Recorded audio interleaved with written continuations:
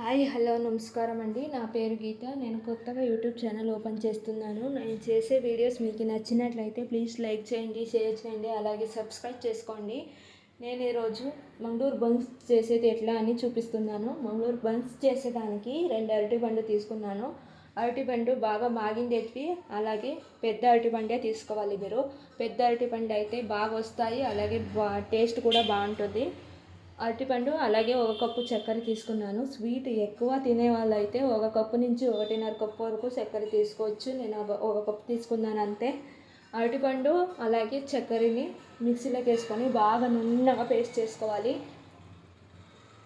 Paste చేసుకున్న తర్వాత దాన్ని ఒక గిన్నెలోకి తీసుకొని దాంట్లోకి చక్కెర ఏ కప్పులో తీసుకున్నామో ఆ కప్పులోనే 1/3 కప్పు పెరుగు తీసుకున్నాను.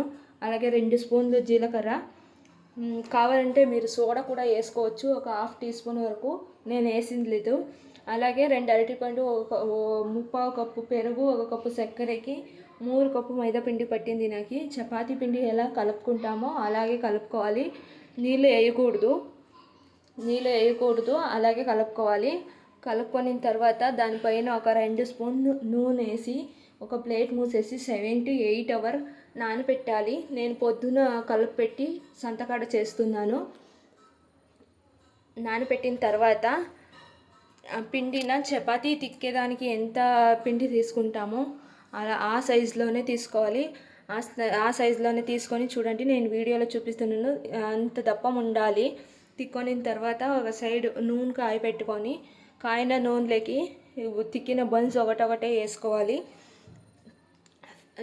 ఒకటి గుర్తుపెట్టుకోండి, ఫ్లేమ్ మాత్రం మీడియం ఫ్లేమ్లోనే ఉండాలి. హై ఫ్లేమ్లో ఉంటే బిర్న ఎర్రగైపోతాయి, లోపల ఉడకదు. దానికోసమే చెప్తున్నాను.